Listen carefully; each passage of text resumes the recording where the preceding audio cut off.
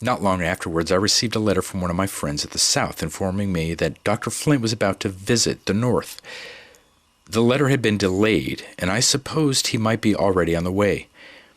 Mrs. Bruce did not know I was a fugitive. I told her that important business called me to Boston, where my brother then was, and asked permission to bring a friend to supply my place as nurse for a fortnight. I started on my journey immediately, and as soon as I arrived, I wrote to my grandmother that if Benny came, he must be sent to Boston. I knew she was only waiting for a good chance to send him north, and fortunately she had the legal power to do so, without asking leave of anybody. She was a free woman, and when my children were purchased, Mr. Sands preferred to have the bill of sale drawn up in her name. It was conjectured that he advanced the money, but it was not known. At the South, a gentleman may have a shoal of colored children without any disgrace, but if he is known to purchase them with the view of setting them free, the example is thought to be dangerous to their peculiar institution, and he becomes unpopular. There was a good opportunity to send Benny in a vessel coming directly to New York.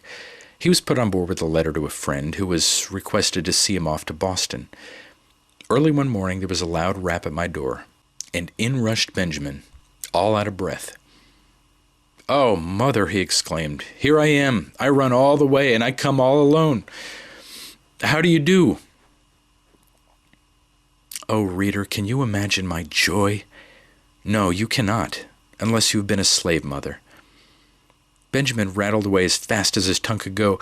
"Mother, why don't you bring Ellen here? I went over to Brooklyn to see her, and she felt very bad when I bid her goodbye.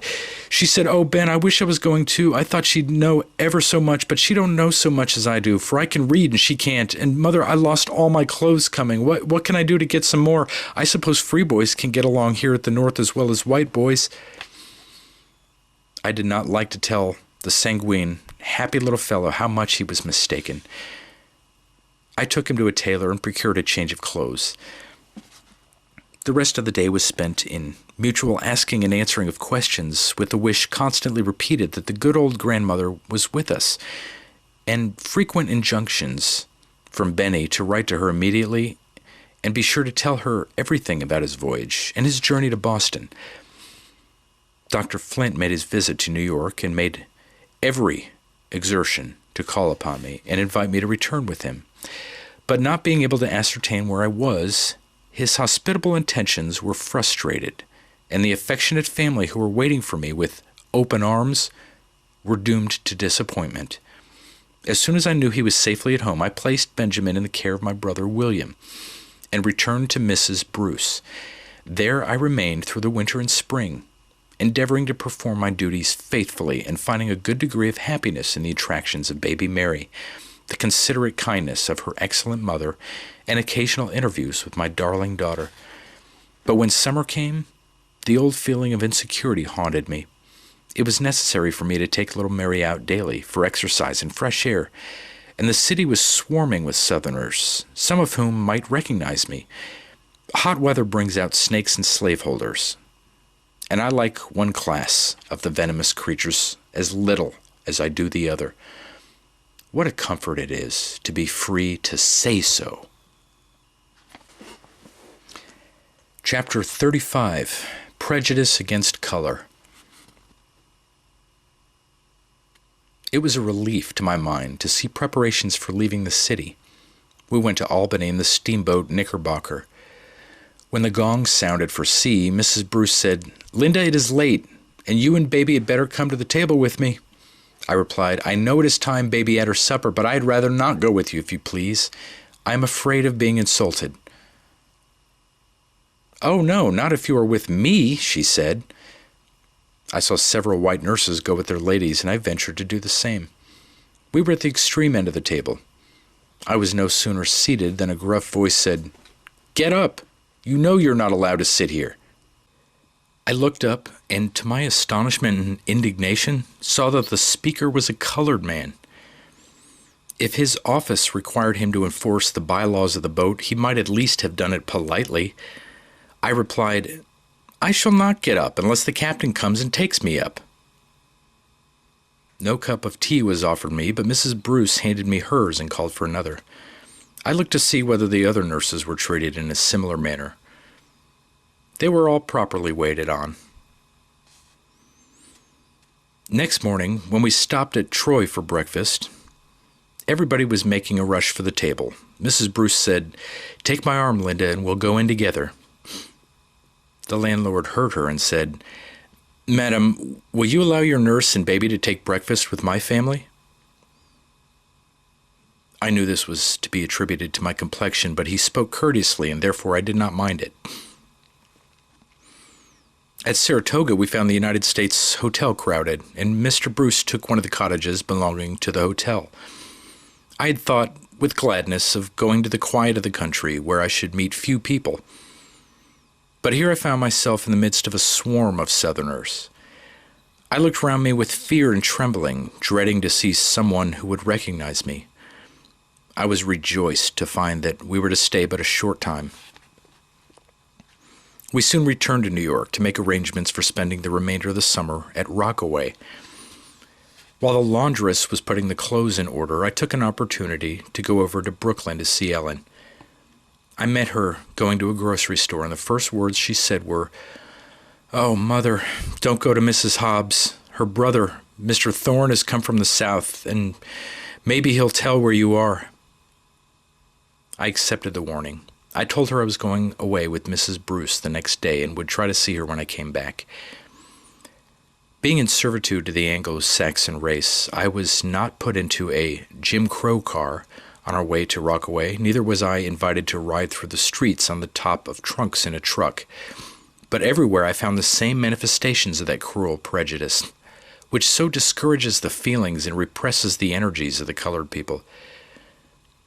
We reached Rockaway before dark and put up at the Pavilion, a large hotel beautifully situated by the seaside, a great resort of the fashionable world. 30 or 40 nurses were there, of a great variety of nations. Some of the ladies had colored waiting maids and coachmen, but I was the only nurse tinged with the blood of Africa. When the tea bell rang, I took little Mary and followed the other nurses. Supper was served in a long hall. A young man who had the ordering of things took the circuit of the table 2 or 3 times and finally pointed me to a seat at the lower end of it.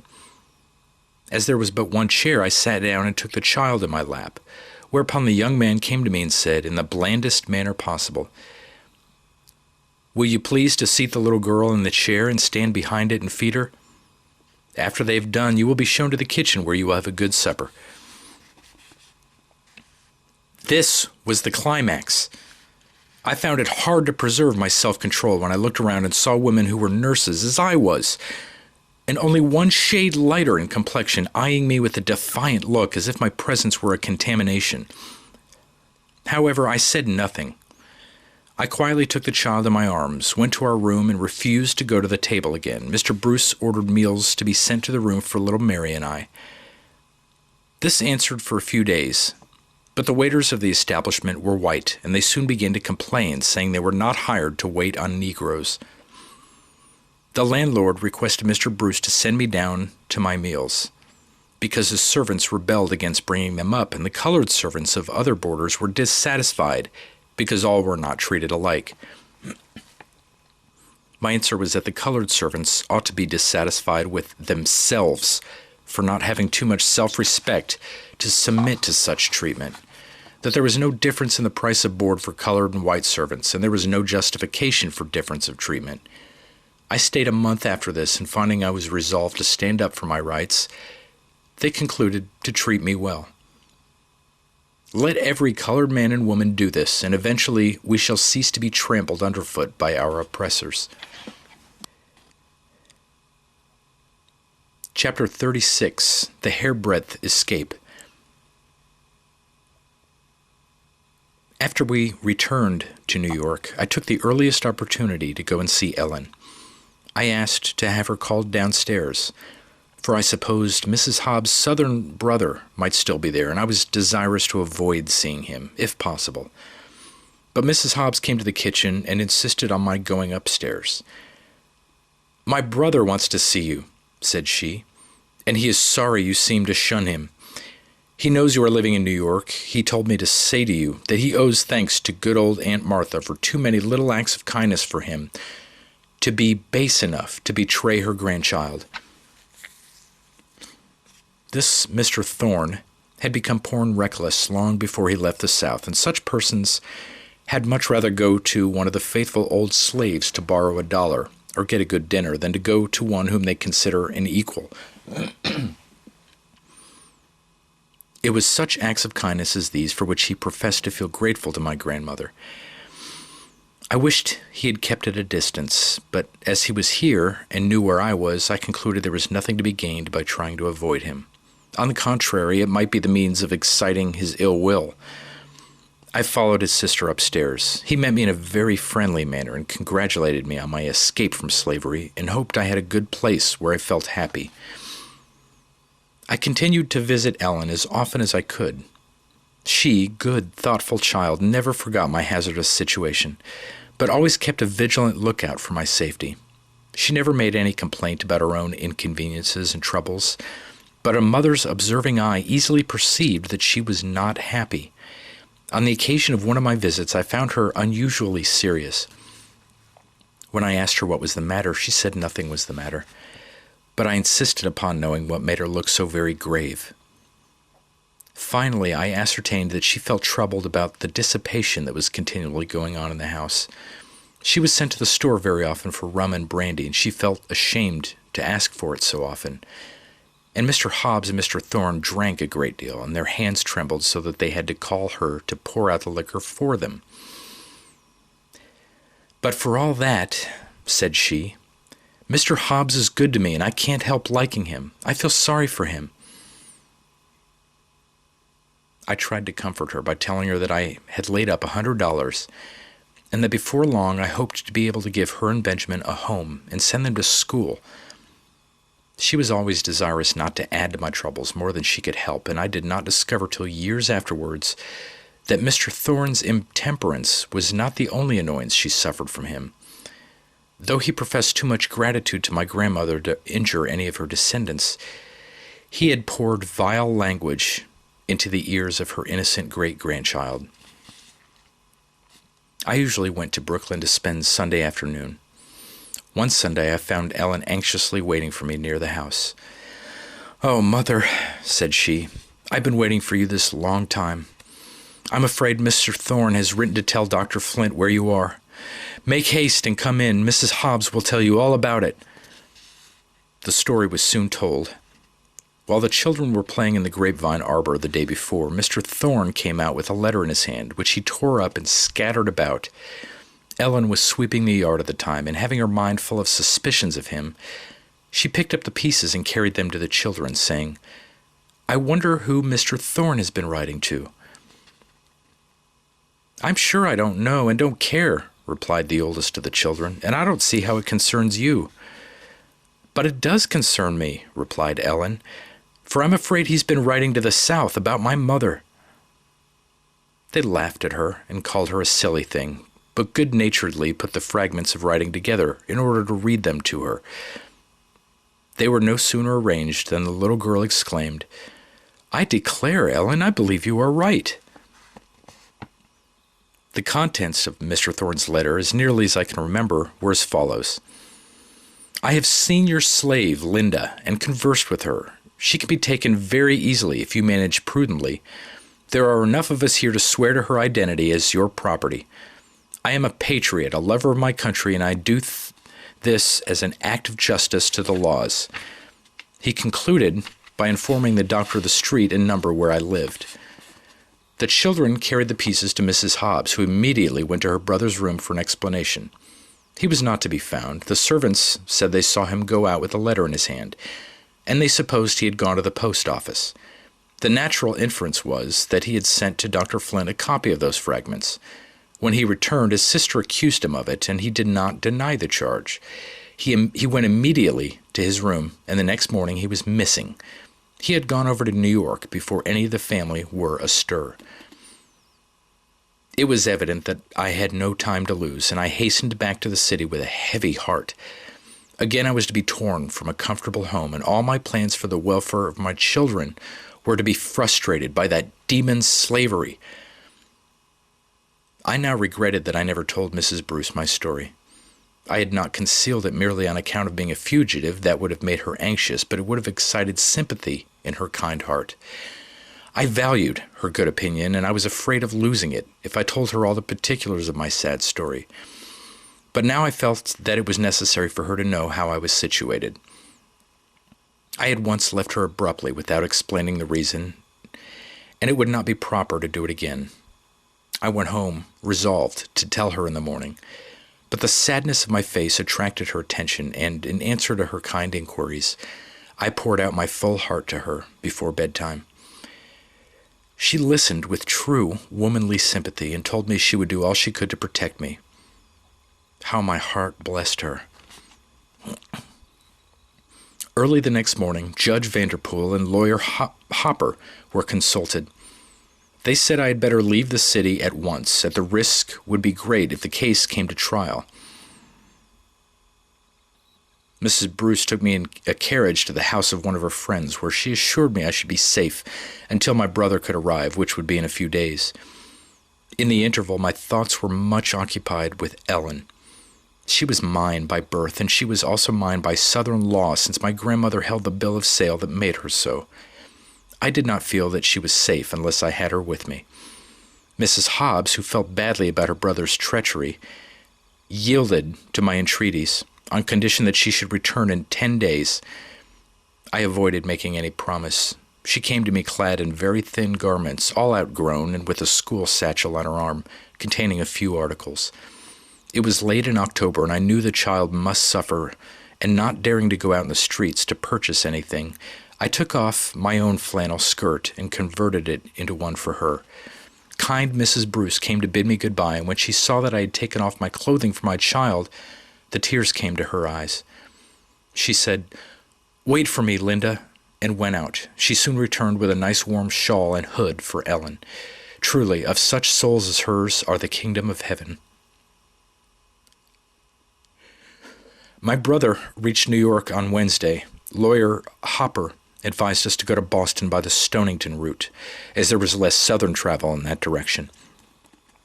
Mrs. Bruce directed her servants to tell all inquirers that I formerly lived there, but had gone from the city. We reached the steamboat Rhode Island in safety. That boat employed colored hands, but I knew that colored passengers were not admitted to the cabin. I was very desirous for the seclusion of the cabin, not only on account of exposure to the night air, but also to avoid observation. Lawyer Hopper was waiting on board for us. He spoke to the stewardess and asked, as a particular favor, that she would treat us well. He said to me, "Go and speak to the captain yourself by and by. Take your little girl with you, and I am sure that he will not let her sleep on deck." With these kind words and a shake of the hand, he departed. The boat was soon on her way, bearing me rapidly from the friendly home where I had hoped to find security and rest. My brother had left me to purchase the tickets, thinking that I might have better success than he would. When the stewardess came to me, I paid what she asked, and she gave me 3 tickets with clipped corners. In the most unsophisticated manner, I said, "You have made a mistake. I asked you for cabin tickets. I cannot possibly consent to sleep on deck with my little daughter." She assured me there was no mistake. She said on some of the routes colored people were allowed to sleep in the cabin, but not on this route, which was much traveled by the wealthy. I asked her to show me the captain's office, and she said she would after tea. When the time came, I took Ellen by the hand and went to the captain, politely requesting him to change our tickets, as we should be very uncomfortable on deck. He said it was contrary to their custom, but he would see that we had berths below. He would also try to obtain comfortable seats for us in the cars. Of that he was not certain, but he would speak to the conductor about it when the boat arrived. I thanked him and returned to the ladies' cabin. He came afterwards and told me that the conductor of the cars was on board, that he had spoken to him, and he had promised to take care of us. I was very much surprised at receiving so much kindness.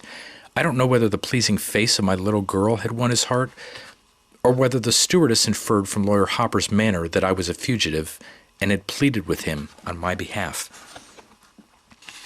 When the boat arrived at Stonington, The conductor kept his promise and showed us to seats in the first car nearest the engine. He asked us to take seats next the door, but as he passed through, we ventured to move on toward the other end of the car.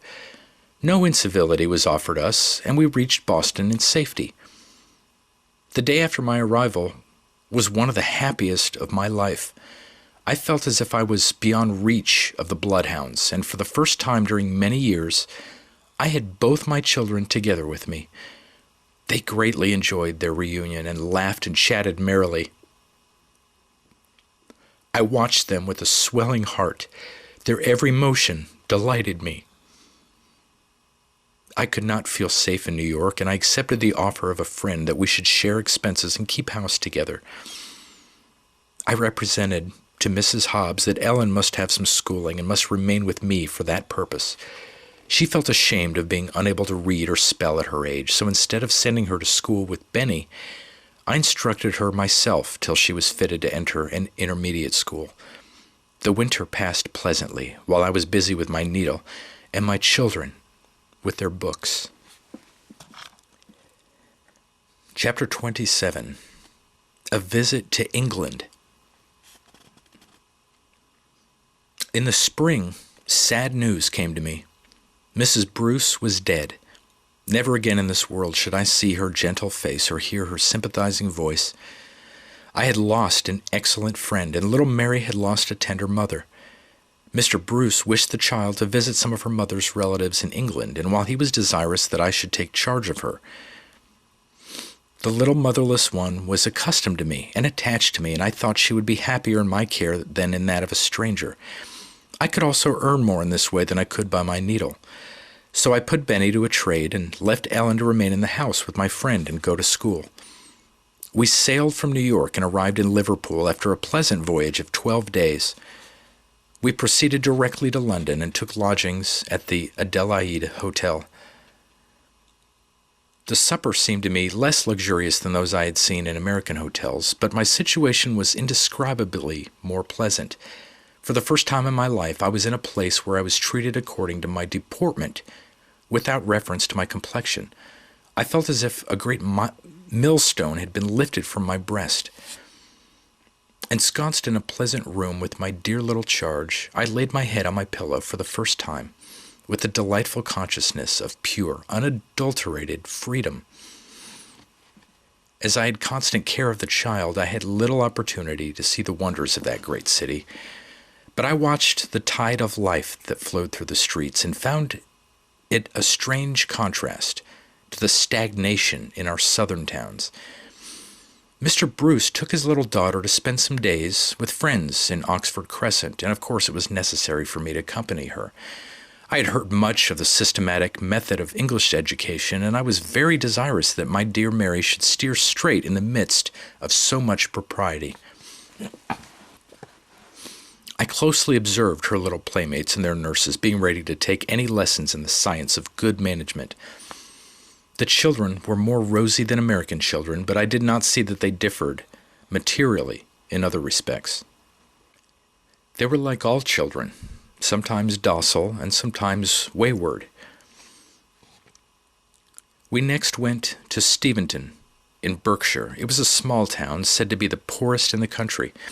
I saw men working in the fields for 6 shillings and 7 shillings a week, and women for 6 pence and 7 pence a day, out of which they boarded themselves.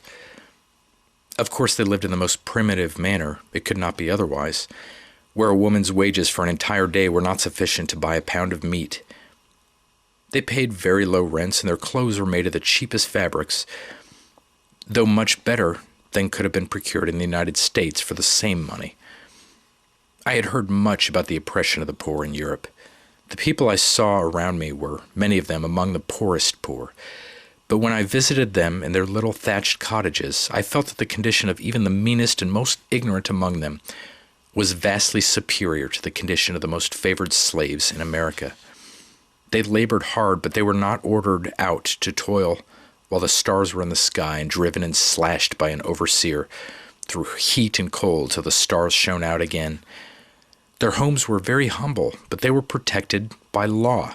No insolent patrols could come in the dead of night and flog them at their pleasure. The father, when he closed his cottage door, felt safe with his family around him. No master or overseer could come and take him from his wife or his daughter. They must separate to earn their living, but the parents knew where their children were going and could communicate with them by letters. The relations of husband and wife, parent and child, were too sacred for the richest noble in the land to violate with impunity. Much was being done to enlighten these poor people. Schools were established among them, and benevolent societies were active in efforts to ameliorate their condition. There was no law forbidding them to learn to read and write, and if they helped each other in spelling out the Bible, they were in no danger of 39 lashes, as was the case with myself and poor, pious old Uncle Fred. I repeat that the most ignorant and the most destitute of these peasants was 1,000-fold better off than the most pampered American slave. I do not deny that the poor are oppressed in Europe. I am not disposed to paint their condition so rose-colored as the Honorable Miss Murray paints the condition of the slaves in the United States. A small portion of my experience would enable her to read her own pages with anointed eyes. If she were to lay aside her title and, instead of visiting among the fashionable, become domesticated as a poor governess on some plantation in Louisiana or Alabama, she would see and hear things that would make her tell quite a different story. My visit to England is a memorable event in my life, from the fact of my having there received strong religious impressions.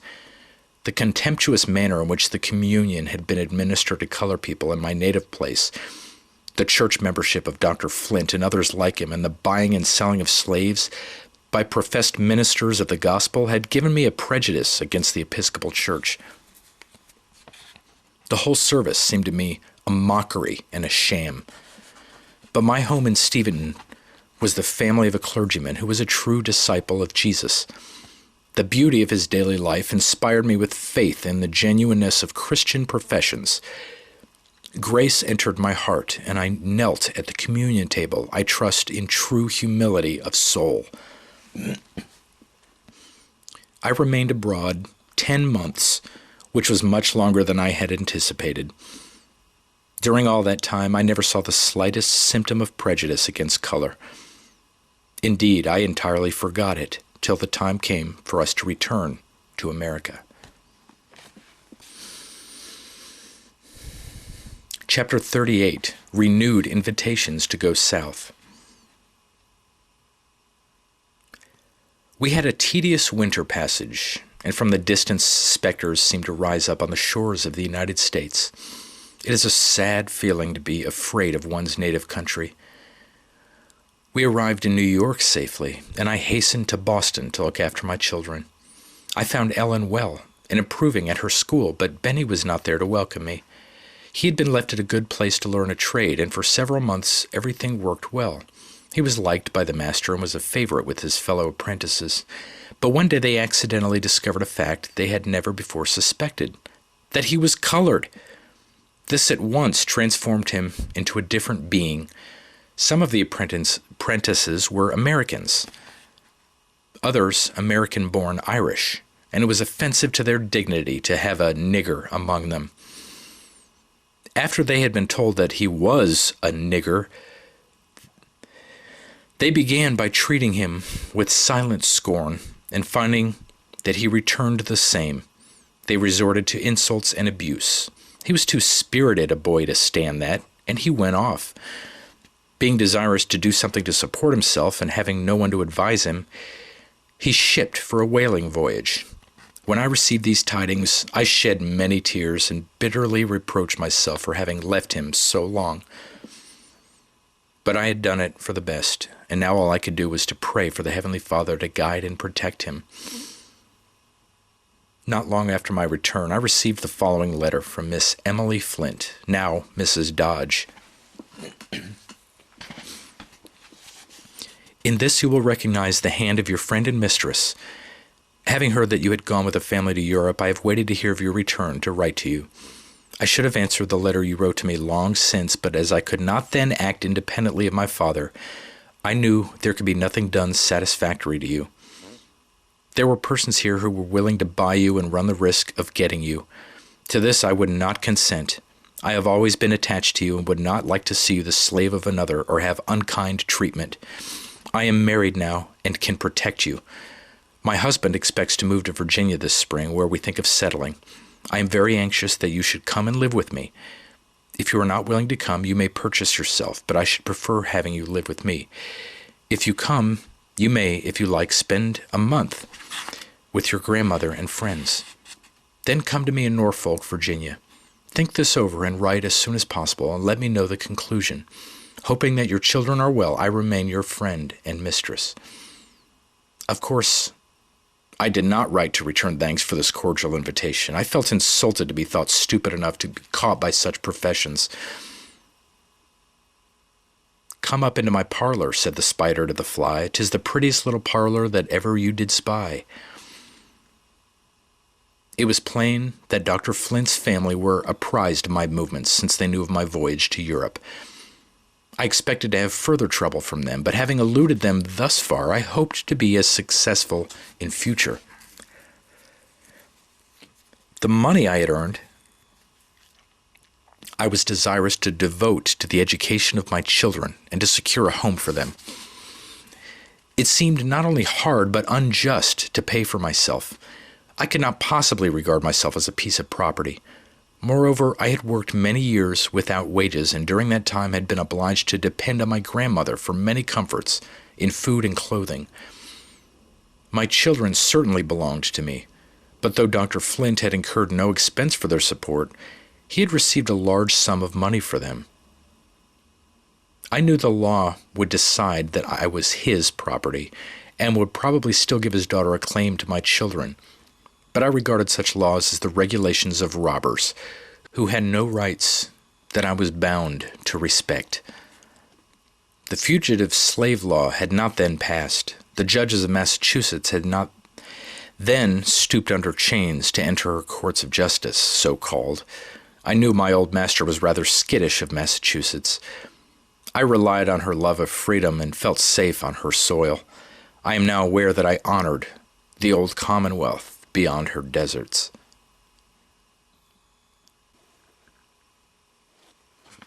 Chapter 39, The Confession. For 2 years, my daughter and I supported ourselves comfortably in Boston. At the end of that time, my brother William offered to send Ellen to a boarding school. It required a great effort for me to consent to part with her, for I had few near ties, and it was her presence that made my 2 little rooms seem homelike. But my judgment prevailed over my selfish feelings. I made preparations for her departure. During the 2 years we had lived together, I had often resolved to tell her something about her father, but I had never been able to muster sufficient courage. I had a shrinking dread of diminishing my child's love. I knew she must have curiosity on the subject, but she had never asked a question. She was always very careful not to say anything to remind me of my troubles. Now that she was going from me, I thought if I should die before she returned, she might hear my story from someone who did not understand the palliating circumstances, and that if she were entirely ignorant on the subject, her sensitive nature might receive a rude shock. When we retired for the night, she said, "Mother, it is very hard to leave you alone. I am almost sorry I am going, though I do want to improve myself. But you will write to me often, won't you, Mother?" I did not throw my arms round her. I did not answer her, but in a calm, solemn way, for it cost me great effort, I said, "Listen to me, Ellen. I have something to tell you." I recounted my early sufferings in slavery and told her how nearly they had crushed me. I began to tell her how they had driven me into a great sin, when she clasped me in her arms and exclaimed, "Oh, don't, Mother, please don't tell me any more." I said, "But my child, I want you to know about your father." "I know all about it, Mother," she replied. "I am nothing to my father, and he is nothing to me. All my love is for you. I was with him 5 months in Washington, and he never cared for me. He never spoke to me as he did to his little Fanny. I knew all the time he was my father, for Fanny's nurse told me so. But she said I must never tell anybody, and I never did. I used to wish he would take me in his arms and kiss me as he did Fanny, or that he would sometimes smile at me as he did at her. I thought if he was my own father, he ought to love me. I was a little girl then, and I didn't know any better, but now I never think anything about my father. All my love is for you." She hugged me closer as she spoke, and I thanked God that the knowledge I had so much dreaded to impart had not diminished the affection of my child. I had not the slightest idea she knew that portion of my history. If I had, I should have spoken to her long before, for my pent-up feelings had often longed to pour themselves out to someone I could trust. But I loved the dear girl better for the delicacy she had manifested towards her unfortunate mother. The next morning, she and her uncle started on their journey to the village in New York, where she was to be placed at school. It seemed as if all the sunshine had gone away. My little room was dreadfully lonely. I was thankful when a message came from a lady accustomed to employ me, requesting me to come and sew in her family for several weeks. On my return, I found a letter from Brother William. He thought of opening an anti-slavery reading room in Rochester and combining with it the sale of some books and stationery, and he wanted me to unite with him.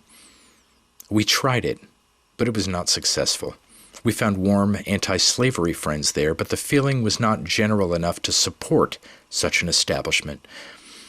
I passed nearly a year in the family of Isaac and Amy Post, practical believers in the Christian doctrine of human brotherhood. They measure a man's worth by his character, not by his complexion. The memory of those beloved and honored friends will remain with me to my latest hour. Chapter 40. The Fugitive Slave Law. My brother, being disappointed in his project, concluded to go to California, and it was agreed that Benjamin should go with him. Ellen liked her school and was a great favorite there. They did not know her history, and she did not tell it because she had no desire to make capital out of their sympathy. But it was accidentally discovered that her mother was a fugitive slave. Every method was used to increase her advantages and diminish her expenses. I was alone again. It was necessary for me to be earning money, and I preferred that it should be among those who knew me. On my return from Rochester, I called at the house of Mr. Bruce to see Mary, the darling little babe that had thawed my heart when it was freezing into a cheerless distrust of all my fellow beings. She was growing a tall girl now, but I loved her always.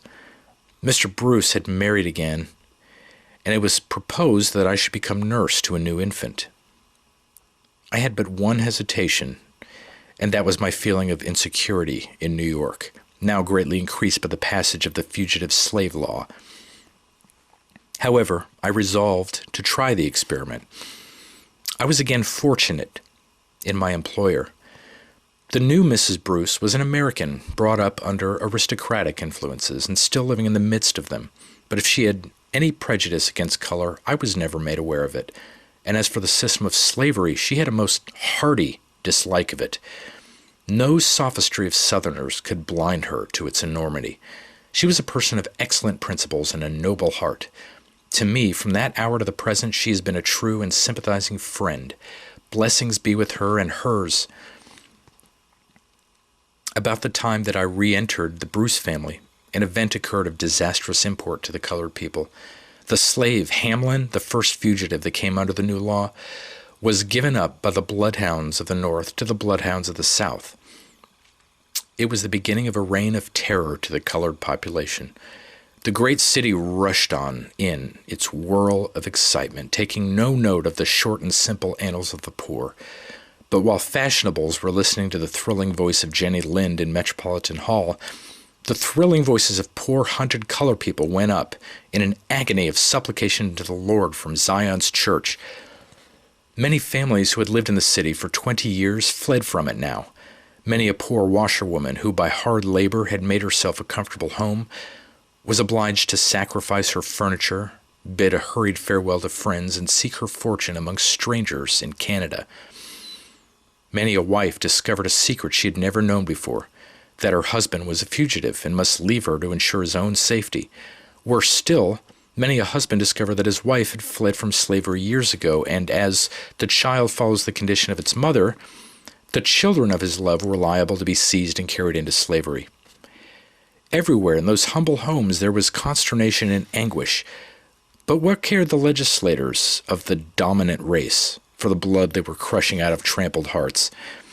When my brother William spent his last evening with me before he went to California, we talked nearly all the time of the distress brought on our oppressed people by the passage of this iniquitous law, and never had I seen him manifest such bitterness of spirit, such stern hostility to our oppressors. He was himself free from the operation of the law, for he did not run from any slaveholding state, being brought into the free states by his master. But I was subject to it, and so were hundreds of intelligent and industrial people all around us.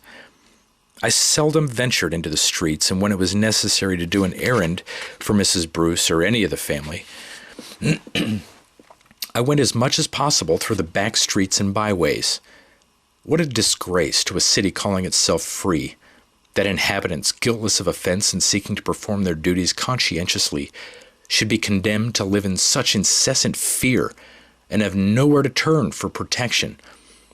This state of things, of course, gave rise to many impromptu vigilance committees. Every colored person and every friend of their persecuted race kept their eyes wide open. Every evening I examined the newspapers carefully to see what Southerners had put up at the hotels. I did this for my own sake, thinking my young mistress and her husband might be among the list. I wished also to give information to others, if necessary, for if many were running to and fro, I resolved that knowledge should be increased. This brings up one of my Southern reminiscences, which I will here briefly relate. I was somewhat acquainted with a slave named Luke, who belonged to a wealthy man in our vicinity. His master died, leaving a son and daughter heirs to his large fortune. In the division of the slaves, Luke was included in the son's portion. This young man became a prey to the vices growing out of the patriarchal institution, and when he went to the north to complete his education, he carried his vices with him. He was brought home, deprived of the use of his limbs by excessive dissipation. Luke was appointed to wait upon his bedridden master, whose despotic habits were greatly increased by exasperation at his own helplessness. He kept a cowhide beside him, and for the most trivial occurrence he would order his attendant to bare his back and kneel beside the couch while he whipped him till his strength was exhausted. Some days he was not allowed to wear anything but his shirt in order to be readiness to be flogged. A day seldom passed without his receiving more or less blows. If the slightest resistance was offered, the town constable was sent for to execute the punishment, and Luke learned from experience how much more the constable's strong arm was to be dreaded than the comparatively feeble one of his master. The arm of his tyrant grew weaker and was finally palsied, and then the constable's services were in constant requisition. The fact that he was entirely dependent on Luke's care and was obliged to be tended like an infant instead of inspiring any gratitude or compassion towards his poor slave seemed only to increase his irritability and cruelty. As he lay there on his bed, a mere degraded wreck of manhood, he took into his head the strangest freaks of despotism. And if Luke hesitated to submit to his orders, the constable was immediately sent for. Some of these freaks were of a nature too filthy to be repeated. When I fled from the house of bondage, I left poor Luke still chained to the bedside of this cruel and disgusting wretch. One day, when I had been requested to do an errand for Mrs. Bruce, I was hurrying through back streets as usual when I saw a young man approaching whose face was familiar to me. As he came nearer, I recognized Luke. I always rejoiced to see or hear of anyone who escaped from the black pit, but remembering this poor fellow's extreme hardships, I was peculiarly glad to see him on northern soil, though I no longer called it free soil. I well remembered what a desolate feeling it was to be alone among strangers, and I went up to him and greeted him cordially. At first he did not know me, but when I mentioned my name, he remembered all about me. I told him of the fugitive slave law and asked him if he did not know that New York was a city of kidnappers.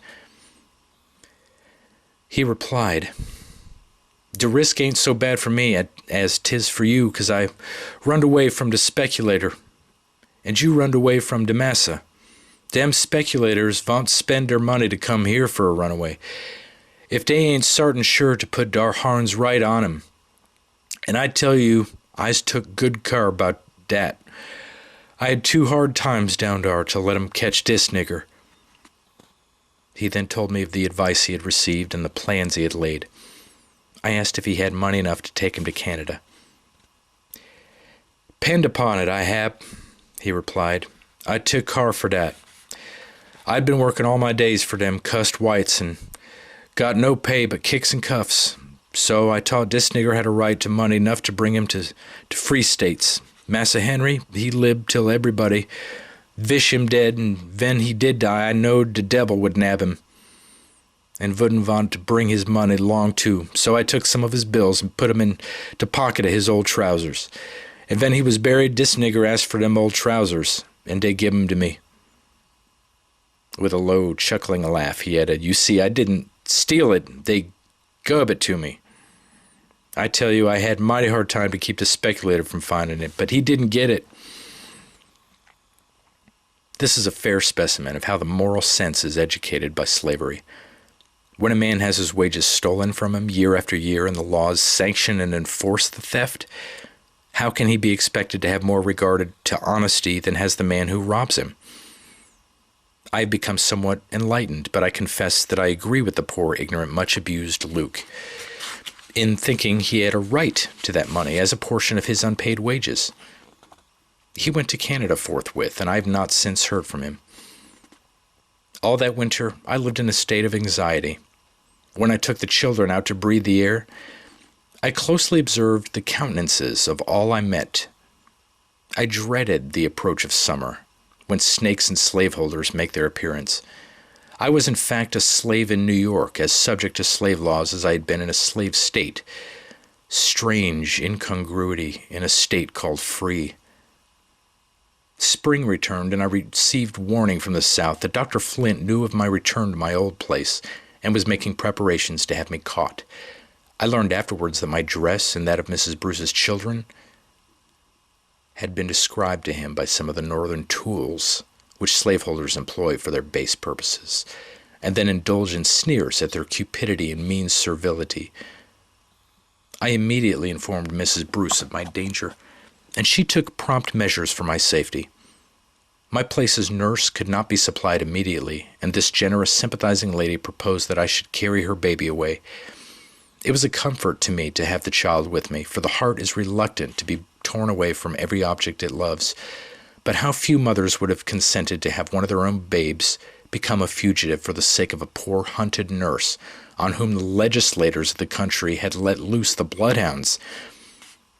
When I spoke of the sacrifice she was making in depriving herself of her dear baby, she replied, "It is better for you to have baby with you, Linda, for if they get on your track, they will be obliged to bring the child to me, and then if there is a possibility of saving you, you shall be saved."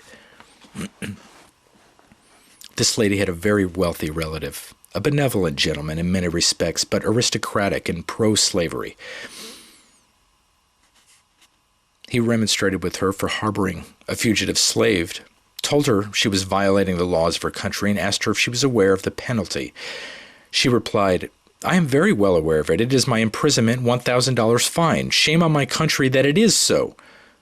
I am ready to incur the penalty. I will go to the state's prison rather than have any poor victim torn from my house to be carried back to slavery." The noble heart, the brave heart.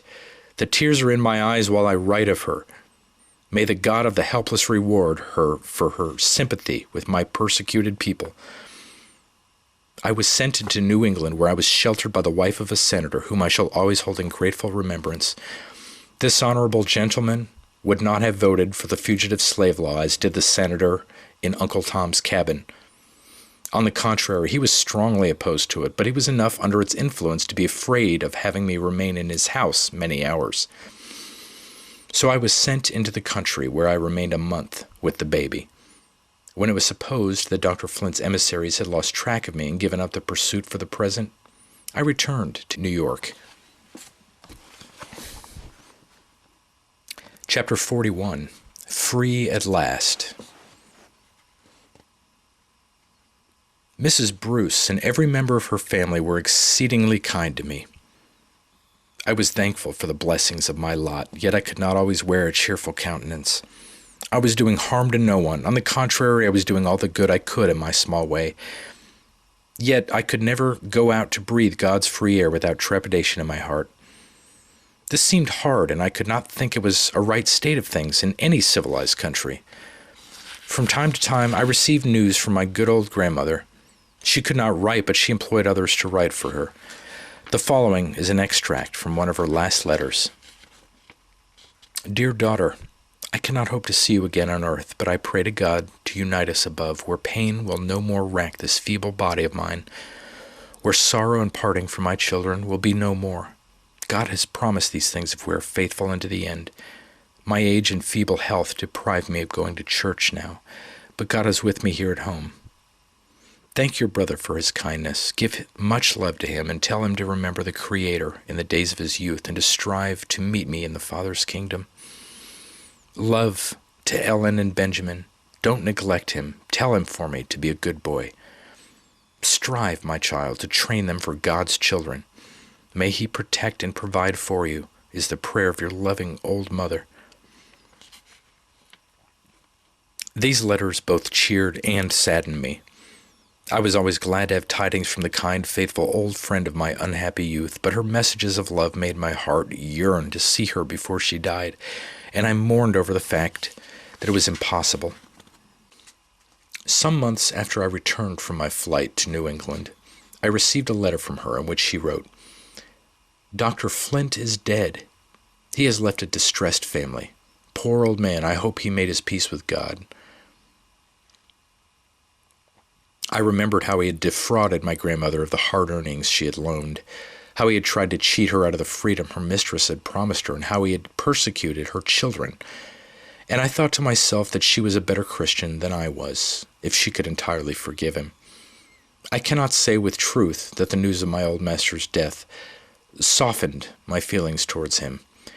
There are wrongs which even the grave does not bury. The man was odious to me while he lived, and his memory is odious now. His departure from this world did not diminish my danger. He had threatened my grandmother that his heirs should hold me in slavery after he was gone, that I never should be free so long as a child of his survived.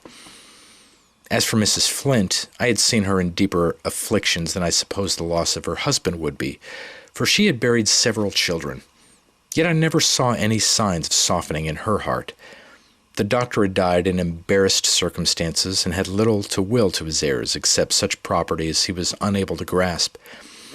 I was well aware that what I had to expect from the family of Flints, and my fears were confirmed by a letter from the South warning me to be on my guard because Mrs. Flint openly declared that her daughter could not afford to lose so valuable a slave as I was. I kept close watch at the newspapers for arrivals. But one Saturday night, being much occupied, I forgot to examine the Evening Express as usual. I went down into the parlor for it early in the morning and found the boy about to kindle a fire with it. I took it from him and examined the list of arrivals.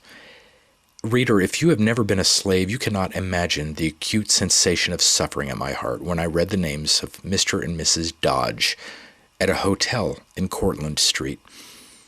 It was a third-rate hotel, and that circumstance convinced me of the truth of what I had heard, that they were short of funds and had need of my value as they valued me, and that was by dollars and cents. I hastened with the paper to Mrs. Bruce. Her heart and hand were always open to everyone in distress, and she always warmly sympathized with mine. It was impossible to tell how near the enemy was. He might have passed and repassed the house while we were sleeping. He might at that moment be waiting to pounce upon me if I ventured out of doors. I had never seen the husband of my young mistress, and therefore I could not distinguish him from any other stranger. A carriage was hastily ordered, and closely veiled. I followed Mrs. Bruce, taking the baby again with me into exile. After various turnings and crossings and returnings, the carriage stopped at the house of one of Mrs. Bruce's friends, where I was kindly received. Mrs. Bruce returned immediately to instruct the domestics what to say if anyone came to inquire for me. It was lucky for me that the evening paper was not burned up before I had a chance to examine the list of arrivals. It was not long after Mrs. Bruce's return to her house before several people came to inquire for me. One inquired for me, another asked for my daughter Ellen, and another said he had a letter from my grandmother which he was requested to deliver in person. They were told, "She has lived here, but she has left." "How long ago?" "I don't know, sir."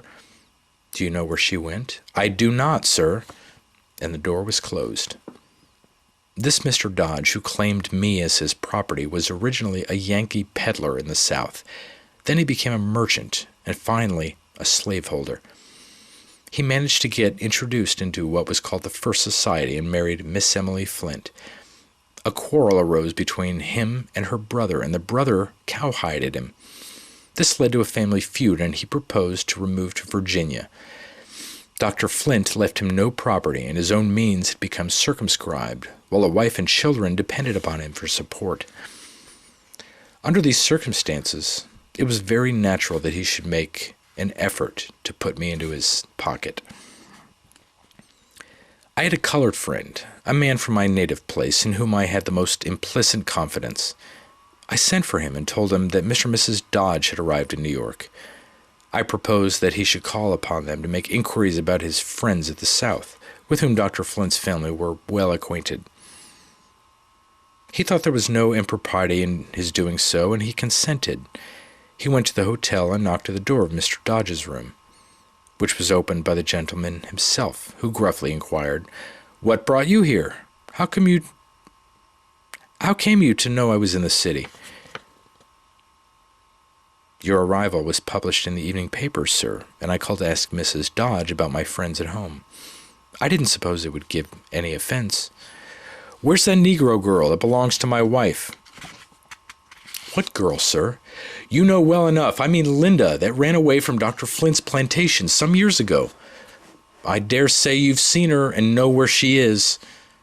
"Yes, sir, I've seen her and know where she is. She is out of your reach, sir." "Tell me where she is or bring her to me, and I will give her a chance to buy her freedom." "I don't think it would be of any use, sir. I have heard her say she would go to the ends of the earth rather than pay any man or woman for her freedom because she thinks she has a right to it. Besides, she couldn't do it, if she would, for she has spent her earnings to educate her children." This made Mr. Dodge very angry, and some high words passed between them. My friend was afraid to come where I was, but in the course of the day I received a note from him. I'd supposed they had not come from the South in the winter for a pleasure excursion, and now the nature of their business was very plain. Mrs. Bruce came to me and entreated me to leave the city the next morning. She said her house was watched, and it was possible that some clue to me might be obtained. I refused to take her advice. She pleaded with an earnest tenderness that ought to have moved me, but I was in a bitter, disheartened mood. I was weary of flying from pillar to post. I had been chased during half my life, and it seemed as if the chase was never to end. There I sat in that great city, guiltless of crime, and yet not daring to worship God in any of the churches. I heard the bells ringing for afternoon service, and with contemptuous sarcasm I said, "Will the preachers take for their text, 'Proclaim liberty to the captive and the opening of prison doors to them that are bound'?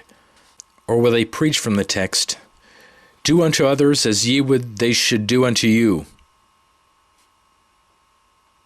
Oppressed Poles and Hungarians could find a safe refuge in that city. John Mitchell was free to proclaim in the city hall his desire for a plantation well stocked with slaves. But there I sat, an oppressed American, not daring to show my face. God forgive the black and bitter thoughts I indulged on that Sabbath day. The scripture says, "Oppression makes even a wise man mad." And I was not wise. I'd been told that Mr. Dodge said his wife had never signed away her right to my children, and if he could not get me, he would not take them. This it was, more than anything else, that roused such a tempest in my soul. Benjamin was with his uncle, William, in California, but my innocent young daughter had come to spend a vacation with me. I thought of what I had suffered in slavery at her age, and my heart was like a tiger's when a hunter tries to seize her young. Dear Mrs. Bruce, I seemed to see the expression of her face as she turned away discouraged by my obstinate mood.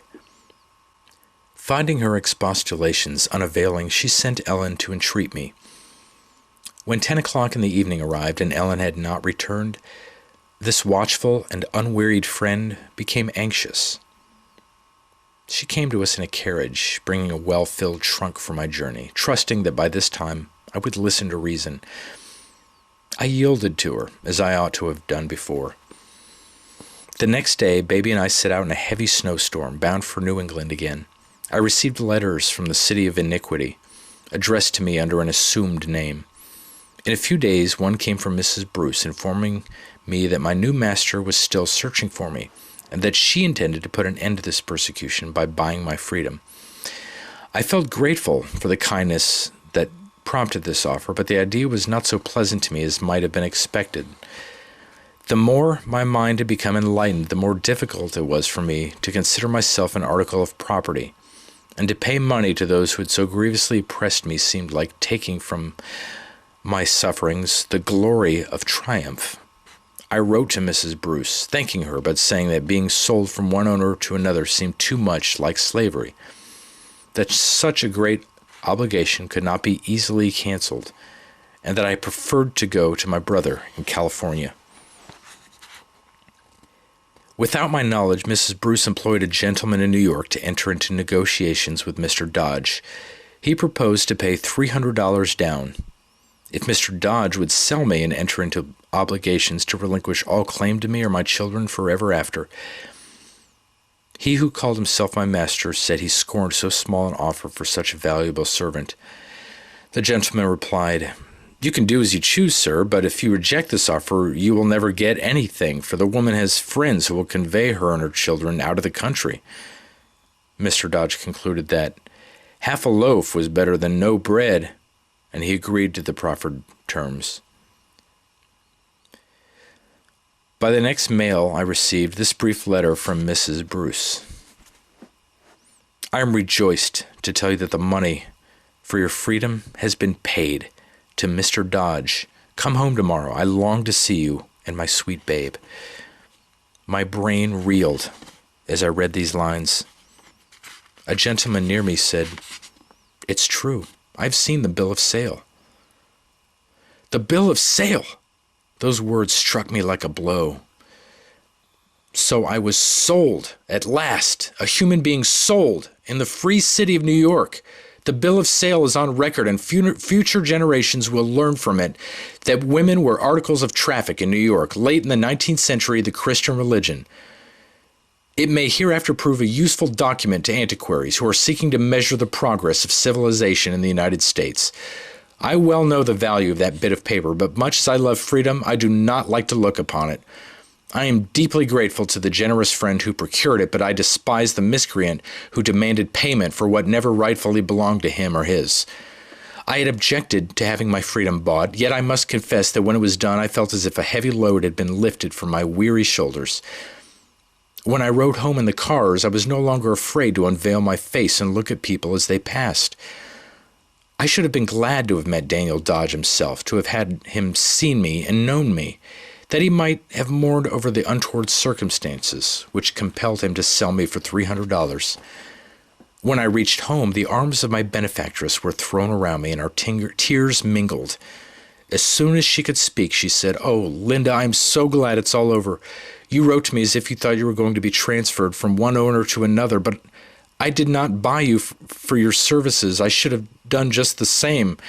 If you had been going to sail for California tomorrow, I should at least have the satisfaction of knowing that you left me a free woman." My heart was exceedingly full.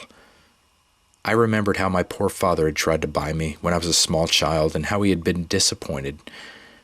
I hoped his spirit was rejoicing over me now. I remembered how my good old grandmother had laid up her earnings to purchase me in later years, and how often her plans had been frustrated. How that faithful, loving old heart would leap for joy if she could look on me and my children now that we were free. My relatives had been foiled in all their efforts, but God had raised me up a friend among strangers, who had bestowed on me the precious, long-desired boon. Friend! It is a common word, often lightly used. Like other good and beautiful things, it may be tarnished by careless handling, but when I speak of Mrs. Bruce as my friend, the word is sacred. My grandmother lived to rejoice in my freedom, but not long after a letter came with a black seal. She had gone where the wicked cease from troubling and where the weary are at rest. Time passed on, and a paper came to me from the South containing an obituary notice of my Uncle Philip. It was the only case I ever knew of such an honor conferred upon a colored person.